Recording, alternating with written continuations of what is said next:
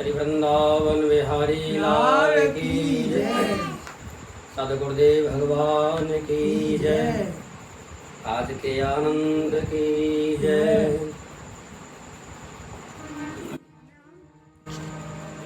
श्री राधे गोविंदा मन भजले हरि का प्यारा नाम है। श्री राधे गोविंदा मन भजले हरि का प्यारा नाम है।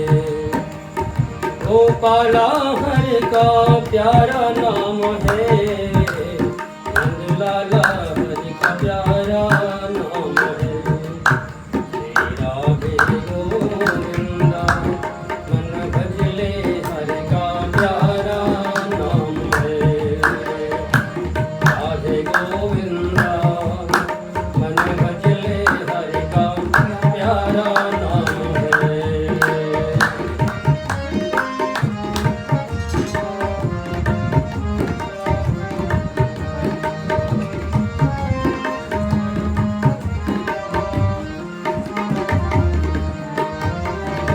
यमुना किनारे धेनु चरावे माधव मदन मुरारी। माधव मदन मुरारी। यमुना किनारे धेनु चरावे माधव मदन मुरारी। माधव मदन मुरारी। मधुर मुरलिया जभी बजावे।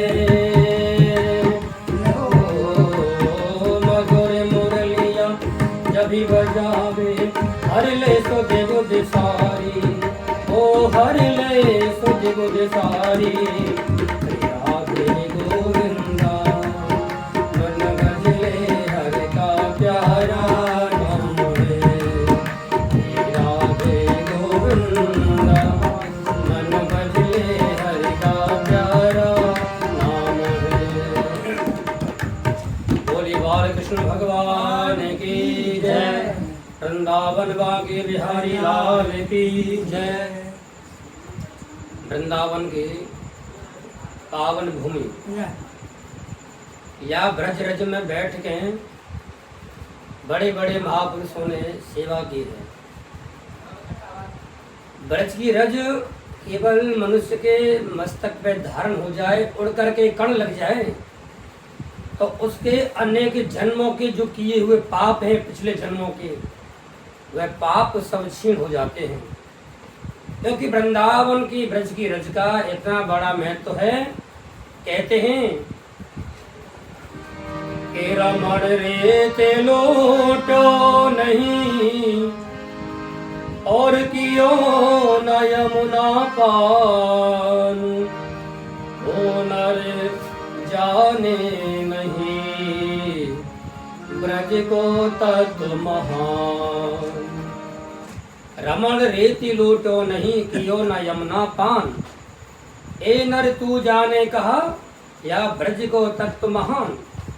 वृंदावन में हम आ तो जाते हैं, परंतु आज का प्राणी जीवात्मा वृंदावन में केवल ऐसो आराम मौज करने के लिए आता है, हनीमून मनाने के लिए, पिकनिक मनाने के लिए आता है। परंतु वास्तव में देखी जाए तो वृंदावन ये ऐसी पावन भूमि है, यहाँ श्रद्धा से भक्ति भाव से आना चाहिए, तभी आत्म कल्याण होगा, ना कि हम पिकनिक मनाने के लिए यहाँ पर आए। यदि पिकनिक मनाने के लिए आओगे तो कुछ प्राप्त होने वाला नहीं है। वृंदावन एक आध्यात्मिक भूमि है। इस वृंदावन धाम को हृदय में बसाओ। आजकल आप जो देख रहे हैं वृंदावन का डेवलपमेंट बढ़ चुका है, मकान है, बड़ी बड़ी बिल्डिंग बन चुकी हैं, आप इन पर ध्यान मत दो। वृंदावन में क्या है क्या नहीं उन पर ध्यान मत दो। केवल ध्यान ये दो कि भगवान श्री कृष्ण की ये पावन भूमि है और आज भी श्री धाम वृंदावन ब्रज में यमुना मैया है। बोलो यमुना मैया की।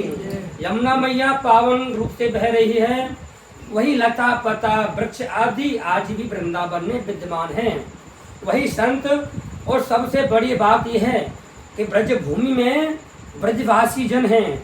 ब्रजवासियों के जिन्होंने दर्शन कर लिए, ब्रजवासी जिनको मिल गए, समझ लो साक्षात श्री कृष्ण उनको प्राप्त हो चुके हैं, क्योंकि ब्रज के रहने वाले ब्रजवासी श्री कृष्ण रूप हैं। तो वृंदावन के कण कण में, श्वास श्वास में श्री कृष्ण का वास है, राधा माधव का वास है। वृंदावन की वृक्ष को मर्म न जाने कोई, डाल डाल और पात पे श्री राधे राधे होई।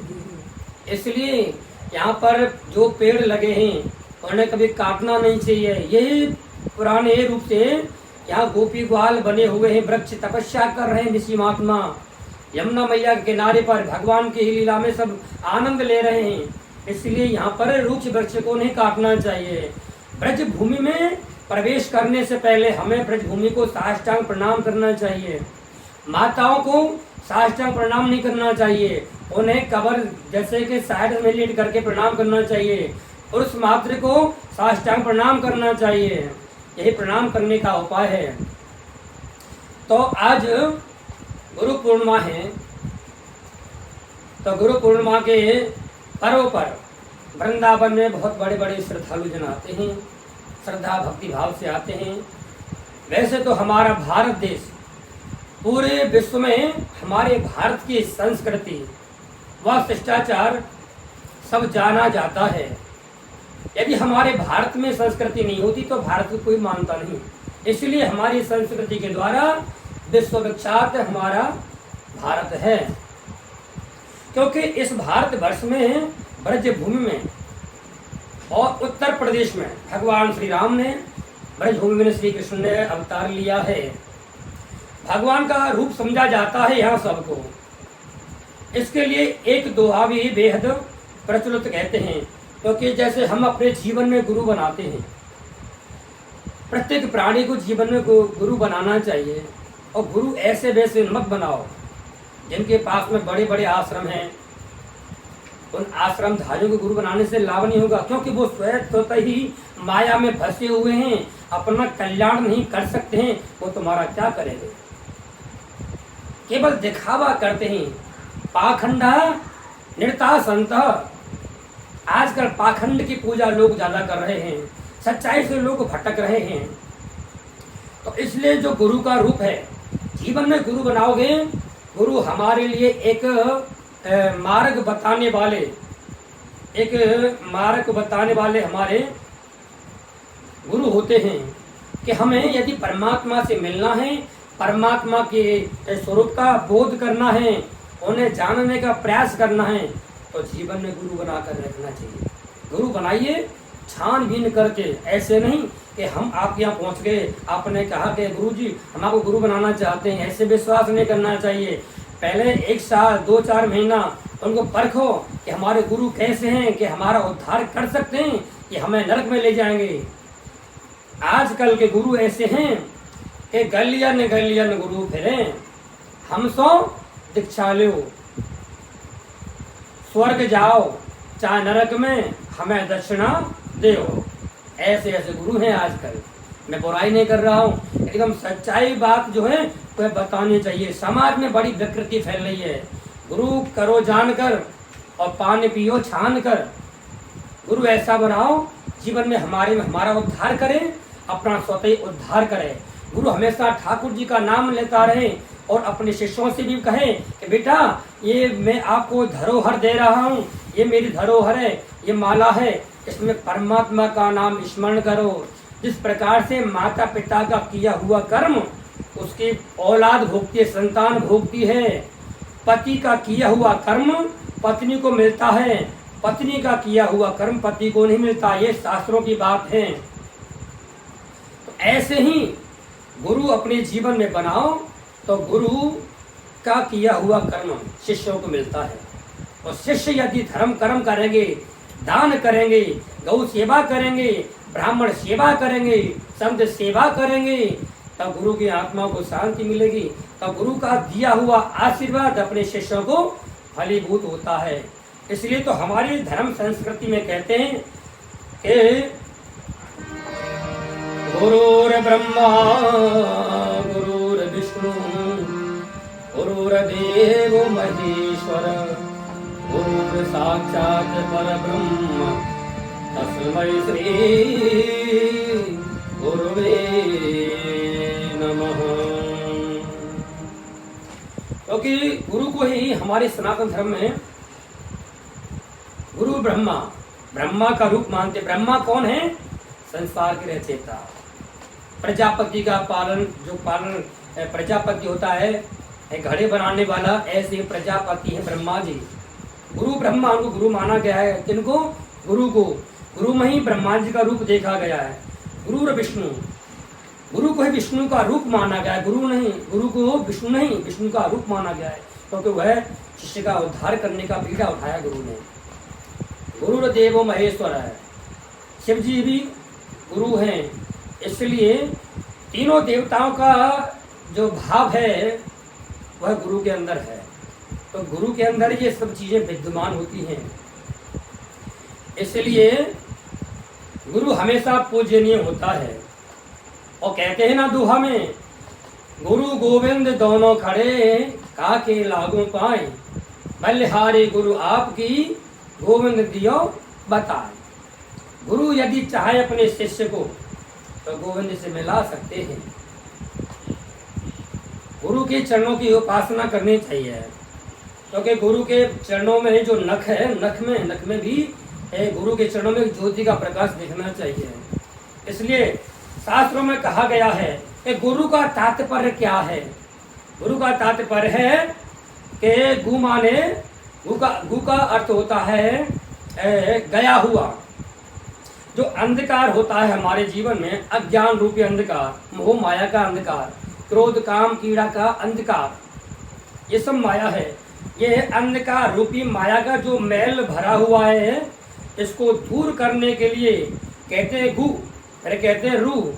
गुरु का अर्थ किया गया है, इसका निरोधक गुरु को इसलिए कहा जाता है कि वो है अज्ञान, तिमिर को ध्वस्त करने के लिए। जैसे हमारे हृदय में अज्ञान रूपी अंधेरा भरा पड़ा है ना, तो गुरु हमारे उस अज्ञान रूपी अंधेरे को बाहर निकाल सके। इसलिए अज्ञान तिमिरांधस्य ज्ञान जन शलाकया चक्षुलम नीरतम्बेन तस्मै श्री गुरुवे नमः। गुरु को प्रणाम करके और गुरु के अंदर सभी तीर्थों का, देवताओं का वास देखना चाहिए। अपितु गुरु को भी यही शिष्यों के प्रति भाव रखना चाहिए। वर्ष में ही एक बार हम गुरु पूर्णिमा क्यों मनाते हैं, और वर्ष में एक बार क्यों गुरु पूर्णिमा आती है? क्योंकि आषाढ़ मास में आने वाले पूर्णिमा को, गुरु पूर्णिमा को पता ही चलता है कि आकाश में जो बादल घिरे हो सकते हैं, और बहुत संभव है कि चंद्रमा के दर्शन तक ना हो पाए बारिश के कारण। इस प्रकार तब बिना चंद्रमा के कैसी पूर्णिमा, अगर किसी की पूर्णिमा का अभिप्राय होता है यह शरद पूर्णिमा का हो सकता है चंद्रमा, तो फिर इस शरद पूर्णिमा को क्यों ना हम श्रेष्ठ माना जाए, क्योंकि उस दिन चंद्रमा की पूर्ण कला रूप से उदित होता है चंद्रमा। अगर महत्व तो आषाढ़ मास के पूर्णिमा का ही अधिक है। आषाढ़ मास की पूर्णिमा को चुनने का अर्थ है, एक गहरी सोच है इसके अंदर। क्या है अर्थ? ये है कि गुरु को पूर्णिमा के चंद्रमा की तरह है, जो पूर्ण प्रकाशमान है, और शिष्य आषाढ़ के बादलों की तरह हैं। आषाढ़ में चंद्रमा बादलों से घिरा होता है, जैसे कि बादल रूपी शिष्यों से घिरे हुए गुरु शिष्य सब तरह हो सकते हैं। वे अंधेरे बादल की तरह भी हो सकते हैं, उसमें भी गुरु चंद्रमा की तरह चमकते हैं। अंधेरे से घिरे हुए वातावरण में प्रकाश जगाने वाले गुरु होते हैं। इसलिए गुरु के पद्मों की सेवा करनी चाहिए, चरणों की सेवा करनी चाहिए।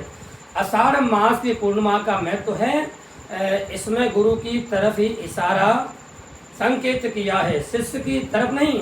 ये इशारा तो है ही, दोनों का मिलन यहाँ हो वही कोई सार्थकता है। गुरु और शिष्य का यहाँ मिलन होता है, जैसे कि पिता पुत्र का मिलन, गुरु पिता के समान होता है और पुत्र शिष्य पुत्र या पुत्री के समान होते हैं। इसलिए गुरु के प्रति कभी भी दुर्भाव नहीं रखना चाहिए, और ना गुरु का ऐसा व्यवहार करना चाहिए कि हमें शिष्यों से कुछ धन का लालच मिले। पारलौकिकता का अर्थ होता है गुरु आत्मा परमात्मा के मध्य का संबंध है। यहाँ गुरु की भूमिका सिर्फ शिक्षा तक ही सीमित नहीं है, परमात्मा से भी गुरु के माध्यम से संबंध जुड़ता है। गुरु से जुड़कर ही जीव अपनी जिज्ञासाओं को शांत करने में सक्षम होता है तथा उसका साक्षात्कार गुरु अपने प्रभु से करवा देते हैं शिष्य का। हम तो साध्य हैं, किंतु गुरु वह शक्ति है जो हमारे भीतर भक्ति के भाव को अलौकिक करके उसमें शक्ति के संचार का अनुभव कराती है और ईश्वर से हमारा मिलन संभव हो पाता है। विद्यालयों और शिक्षण संस्थाओं में विद्यार्थियों द्वारा आज भी हम दिन गुरु को सम्मानित किया जाता है। मंदिरों में पूजा होती है, पवित्र नदियों में स्नान होते हैं, इसलिए गुरु हमारे लिए एक पवित्र नदी के समान है। शिष्य अपने गुरु के दिए हुए ज्ञान रूपी गंगा में गोता लगा करके अपने आप को पवित्र कर ले, ये शिष्य का परम धर्म है।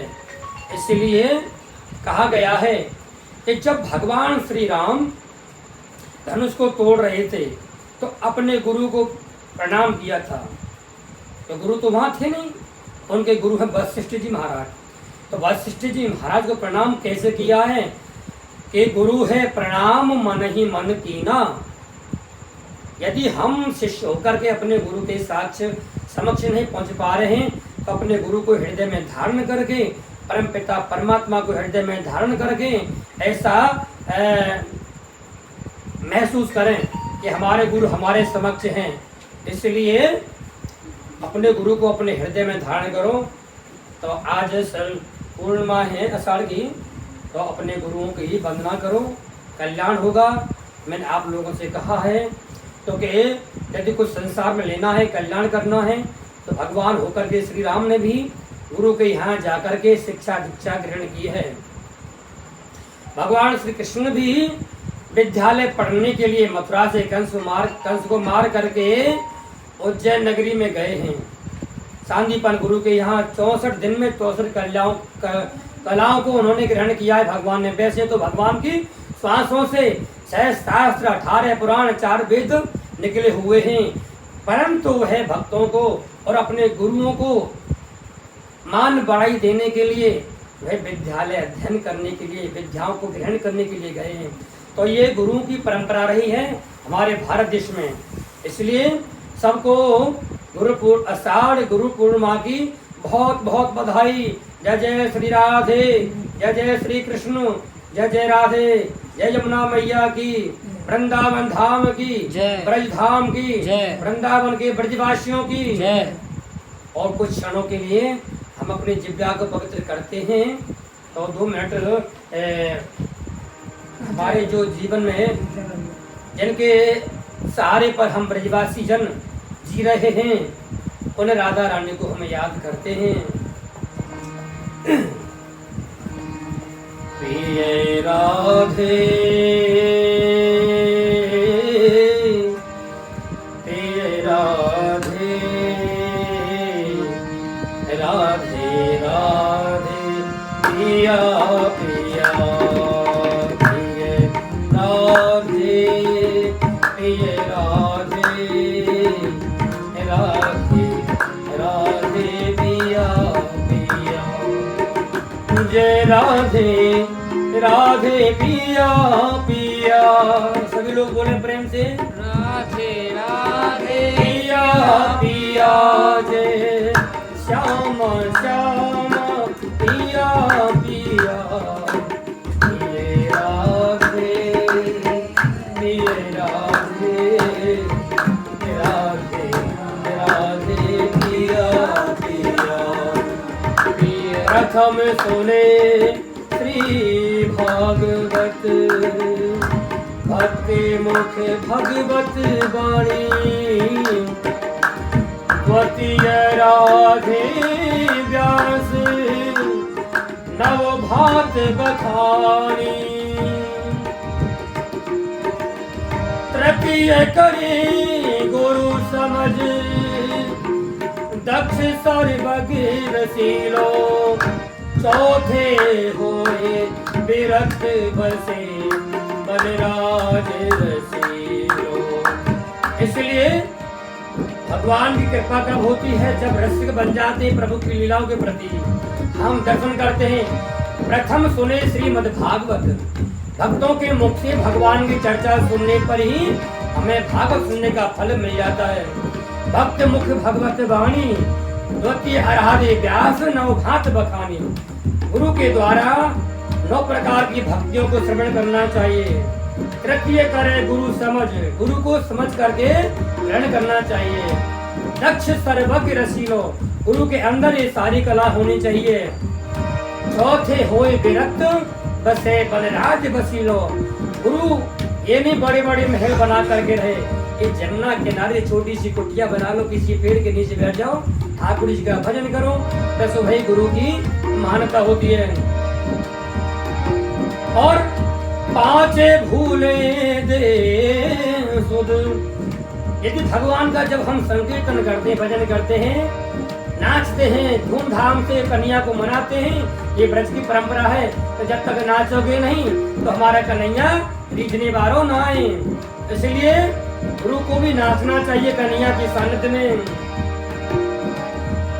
पांचे भूले देह सुध, तब छठे भावना रास की, साते पावे रीत रस श्री स्वामी हरिदास के।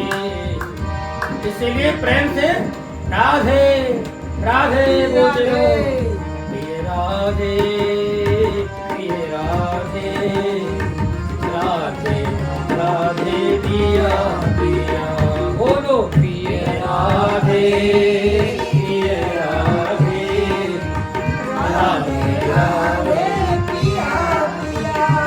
जय राधे राधे पिया पिया, जय श्यामा श्यामा पिया पिया, राधे राधे राधे जय राधे राधे पिया पिया, जय श्यामा श्यामा पिया पिया, राधे पिया पिया, जय श्यामा श्यामा पिया पिया। जय राधे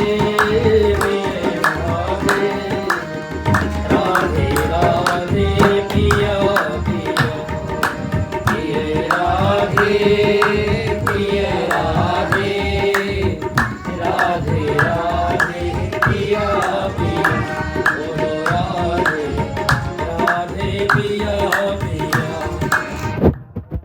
राधे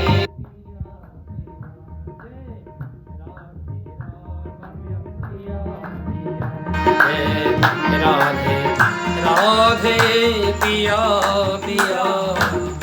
जय जय श्री राधे, जय जय श्री राधे, जय जय श्री राधे।